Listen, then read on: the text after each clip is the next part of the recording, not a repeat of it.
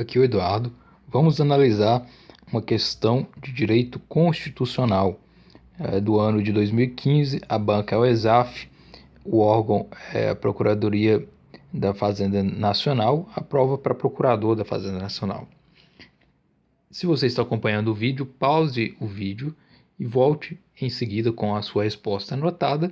Iremos apresentar os comentários aí. Agora que você já respondeu a questão, vamos aos comentários. Sobre neoconstitucionalismo, é correto afirmar que se trata. Então, primeiramente, vemos que se trata a questão de neoconstitucionalismo e está procurando a questão correta. O que é neoconstitucionalismo? Basicamente, é interessante a gente entender um pouco sobre a ideia de constitucionalismo para depois entendermos o neoconstitucionalismo. Segundo Canotilho, o constitucionalismo é uma técnica específica de limitação do poder com fins garantísticos. Na verdade, também pode-se dizer que é um movimento político com o fim de limitar o poder. Então, o constitucionalismo ele visa limitar o poder, estabelecendo regras, né, em um documento que propriamente alguns colocam como Constituição. E dentro do constitucionalismo é que se diz que todo Estado deve ter uma Constituição, deve ter uma lei maior que limita o poder autoritário do Estado, né, e consagra os direitos fundamentais para os indivíduos, para o cidadão.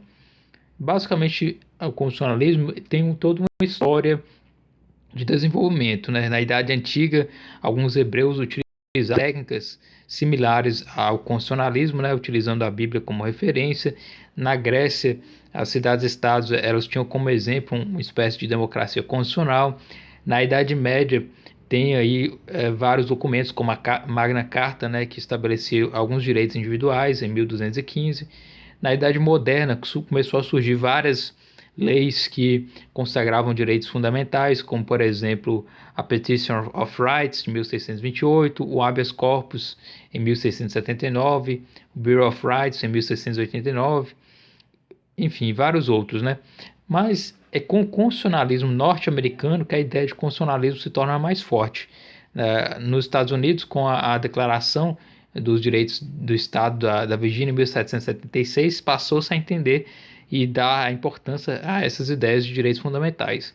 E com a Constituição da Confederação dos Estados Americanos, em 1781, é que começou a surgir propriamente a ideia aí da formação e da limitação do Estado. Então, as primeiras ideias provindas aí, especialmente do Iluminismo, daquele período no final do século XVIII, início do século XIX, é que dão o papel fundamental aí do constitucionalismo.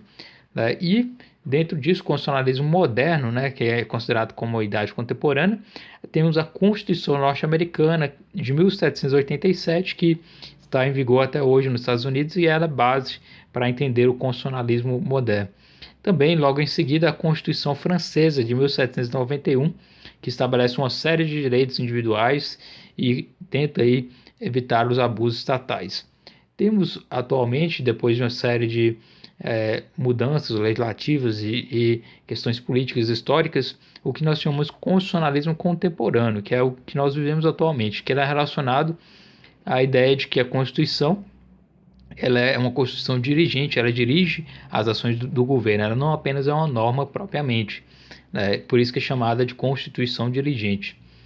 Como é que surge, então, o neoconstitucionalismo depois disso tudo? Então, vimos que a ideia do constitucionalismo surgiu com o passar do tempo, e a ideia é sempre limitar o poder do Estado diante dos abusos, né?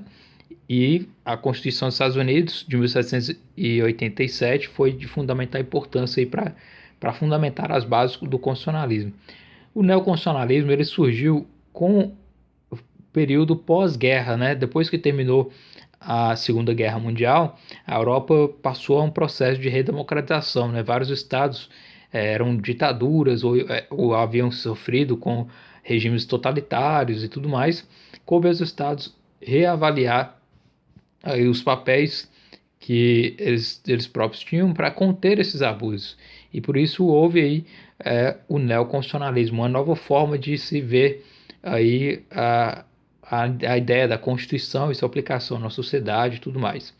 Disso tem três marcos fundamentais. O primeiro, que eu já mencionei, é o histórico, em que se verificou após a Segunda Guerra Mundial, o marco fundamental filosófico com o surgimento do chamado pós-positivismo, né, que é uma ideia que buscava aí aproximar os direitos fundamentais com a ética e aproximar, né, o direito legislado com os direitos fundamentais propriamente, etc. Então uma questão filosófica, né, o pós-positivismo, não apenas rejeitando o positivismo, que tinha um certo apego maior à própria lei em si, mas dando uma inovada em vários aspectos aí. Temos também o terceiro marco, é o marco fundamental teórico. No marco teórico, temos três tipos: a força normativa da Constituição, a expansão da jurisdição constitucional e a nova dogmática da interpretação constitucional. Então, três marcos teóricos. A força normativa da Constituição basicamente diz que a Constituição ela tem a força de norma, né? Portanto, ela tem uma imperatividade, ela tem que ser aplicada, assim como uma regra propriamente. Além disso, ocorreu também a chamada expansão da jurisdição constitucional, ou seja, o parlamento ele não é a decisão final, né? A decisão final cabe a uma supremacia constitucional, né? Cabe ao judiciário a proteção dos direitos fundamentais da Constituição.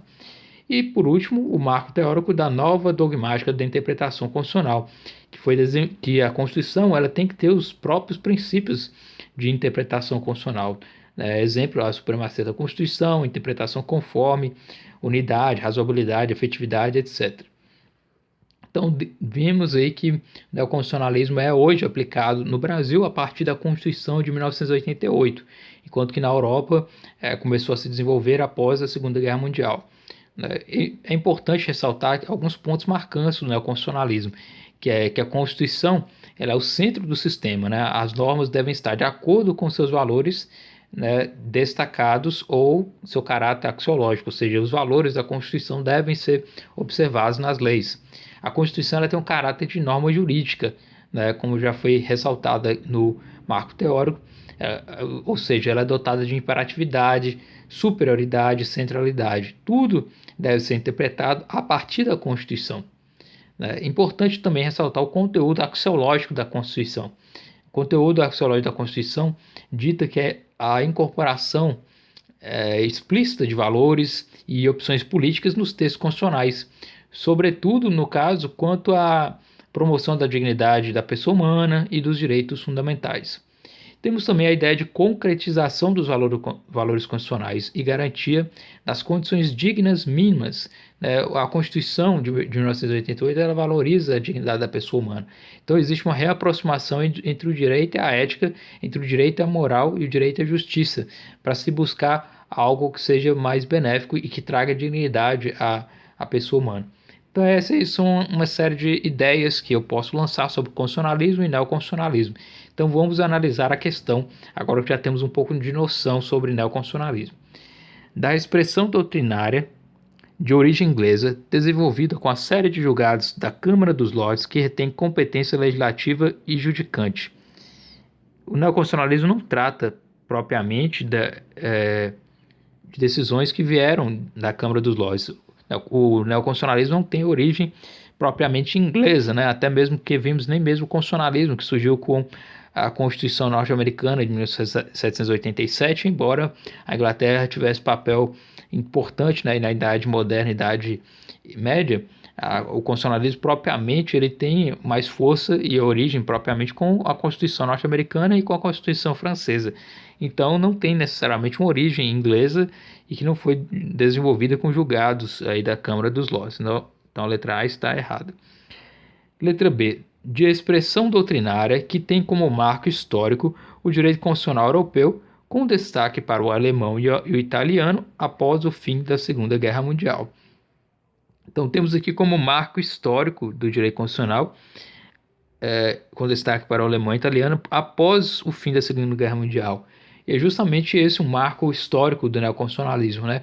À medida que a Segunda Guerra Mundial se encerrou, a Alemanha tinha passado pelo nazismo, né, um regime totalitário, né, que foi responsável por mortes de milhões de pessoas, e o regime totalitário italiano, fascista, né, com Mussolini.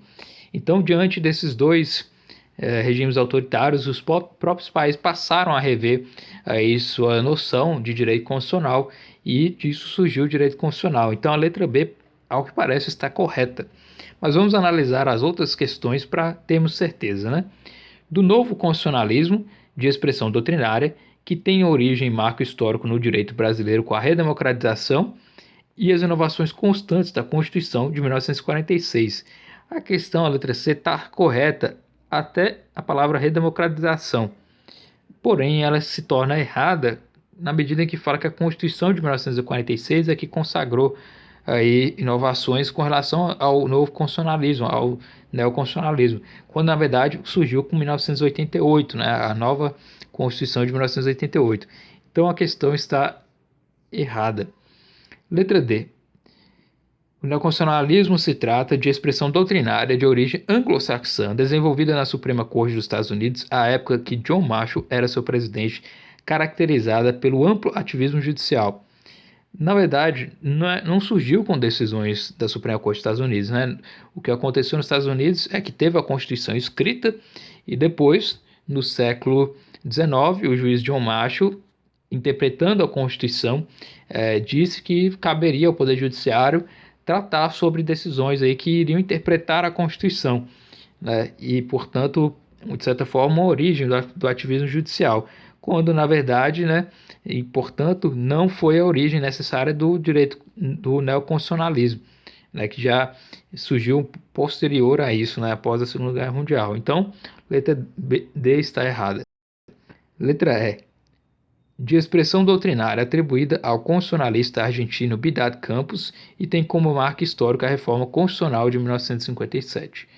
Também está errado, né, que não é necessariamente um termo atribuído, a doutrina atribuída ao Vidal Campos, porque ela surgiu, né, na verdade, no pós-Segunda Guerra Mundial e tudo mais.